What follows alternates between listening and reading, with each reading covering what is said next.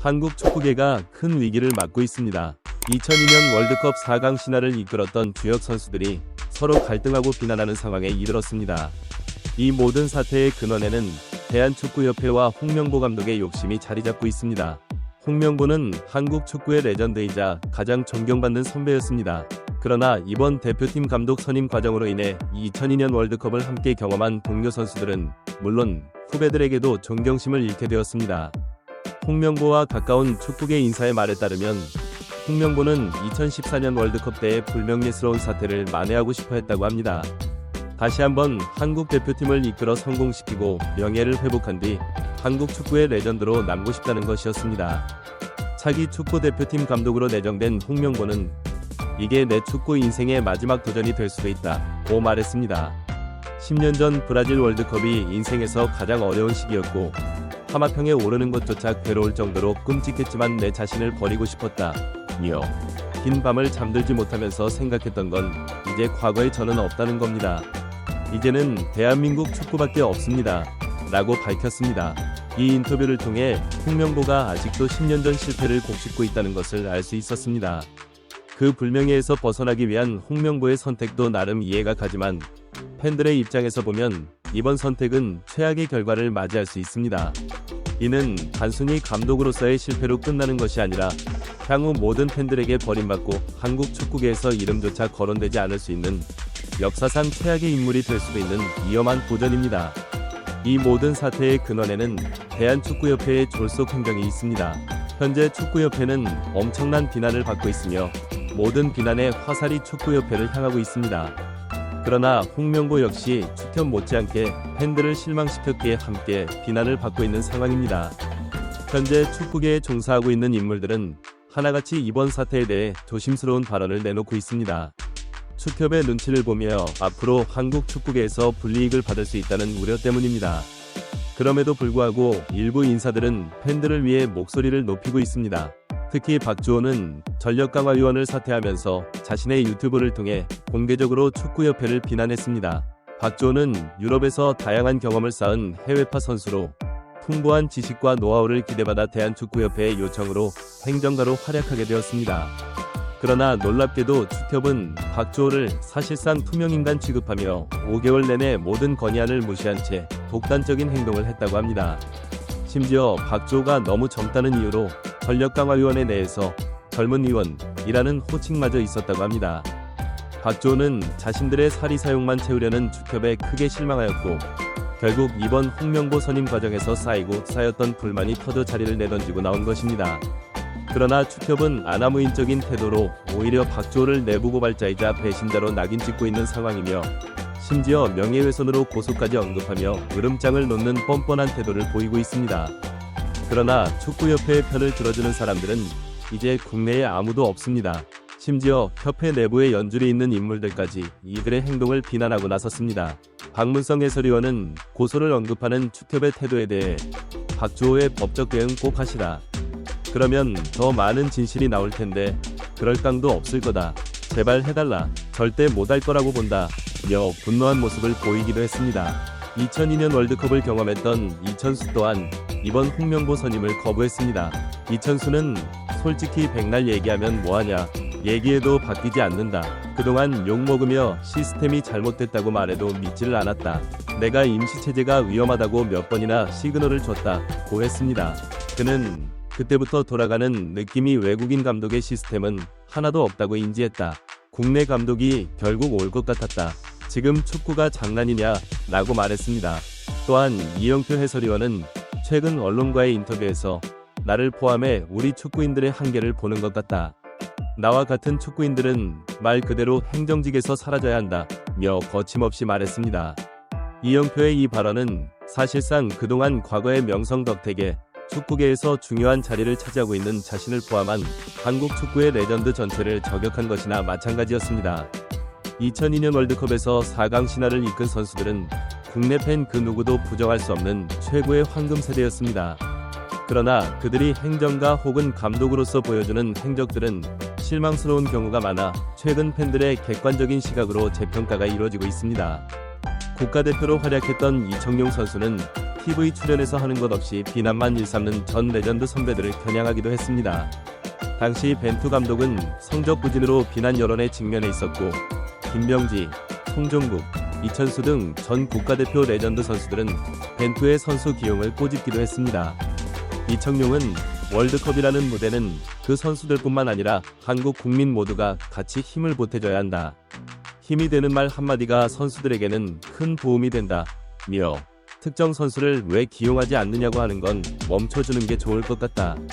한국 대표팀을 사랑한다면 그런 것은 그만두는 것이 맞는 것 같다.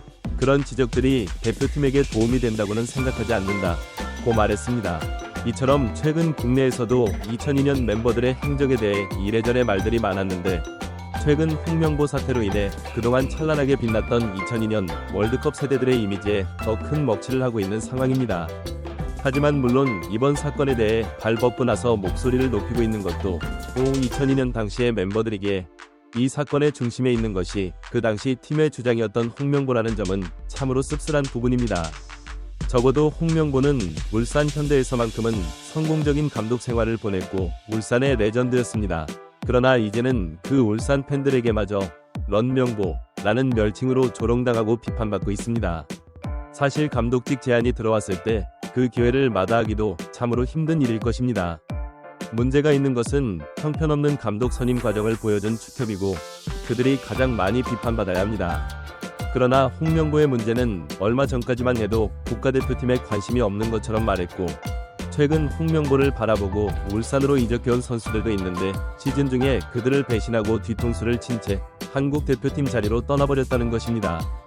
홍명보는 얼마 전 울산에서 마지막 경기를 치르며 팬들에게 작별 인사를 건넸습니다. 울산 서포터즈들은 홍명보의 국가대표 감독 선임을 반대하는 걸개를 곳곳에 내걸었고 이와 동시에 홍명보의 마지막 순간조차 반겨주지 않으며 야유로 화답했습니다. 결국 홍명보의 내로남불 태도는 울산 팬들은 물론이고 국가대표 팬들 모두에게 버림받았다고 볼 수 있습니다. 홍명보는 결국 팬들을 배신하고 축구협회에 붙어먹은 것이나 진배 없는 상황이 되었고 이제 팬들에게 있어 홍명보는 축구협회와 함께 한국 축구계에서 몰아내야 할 1순위 대상이 되었습니다. 홍명보는 그 후폭풍을 알면서도 결국 독이 든 성배를 마셨습니다. 영원한 리베로, 2002 한일 월드컵 4강 신화의 주인공이자 캡틴, 그리고 감독으로서는 2012년 올림픽 동메달이라는 한국 축구 역사의 한 페이지를 장식한 명실상부 대한민국 축구의 선증인이자 상징이었습니다. 그러나 그는 아직도 2014년 당시 경험했던 쓰라린 실패를 잊지 못하고 있고 과거 자신이 지도받았던 히딩크와 같은 성공적인 감독의 길을 걷기를 염원하고 있습니다. 믿는 것은 터무니없는 망상이 될 수도 있습니다. 그러나 홍명보 입장에서 그나마 다행인 것은 현재 대한민국에는 김민재와 이강인, 그리고 황희찬과 손흥민 같은 한국 축구 두 번째 황금 세대가 도래한 시기에 대표팀을 지휘하게 되었다는 것입니다. 국내 팬들은 지금도 축협과 홍명보에게 거침없는 비난을 쏟아내고 있습니다. 결국 홍명보는 잘하면 본전이고 못하면 역적이 되는 상황에 놓인 것이라고 볼 수 있습니다. 그러나 결국 홍명보는 그 길을 선택했고 감독 생활 끝에 어떠한 결과가 기다리고 있어도 그것을 감내해야 할 것입니다. 이번 감독 선임은 국내 팬들에게 여러 방면으로 아쉬움이 남는 결정이라는 것은 부정할 수 없습니다. 축구협회는 다시 한번 국내 팬들에게 누가 제2위 주적이며 한국 축구 발전을 가로막는 최대의 문제점이 누구인지 일깨워주는 계기를 마련해준 것이라 볼 수 있습니다. 앞으로도 대한민국 국민들은 무능한 축협 의선들을 몰아내기 위해 목소리를 내는 것을 멈추어서는 안 될 것입니다. 한편 이번 사태는 한국 축구계의 구조적인 문제점들을 여실히 드러내고 있습니다. 첫째, 축구협회의 불투명한 의사결정 과정과 독단적인 행태가 문제입니다. 박주호의 사례에서 볼 수 있듯이 축협은 전문가의 의견을 무시하고 자신들의 입맛에 맞는 결정만을 내리고 있습니다. 이는 한국 축구의 발전을 저해하는 주요 요인이 되고 있습니다.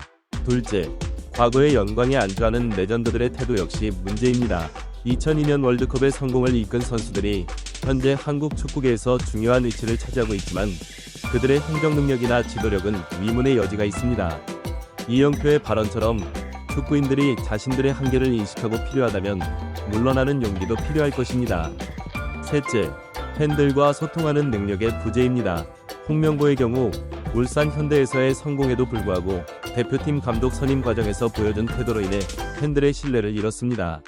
축구협회와 감독, 선수들은 팬들과의 소통을 더욱 중요하게 여기고 그들의 목소리에 귀 기울일 필요가 있습니다. 넷째, 장기적인 비전의 부재입니다.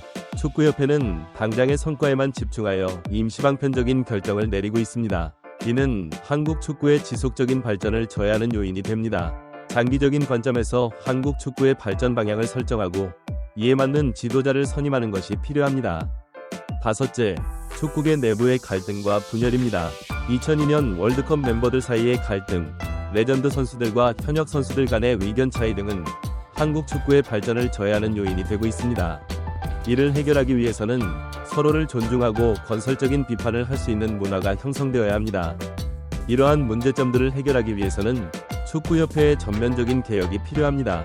의사결정 과정의 투명성을 높이고 전문가들의 의견을 적극적으로 수렴해야 합니다.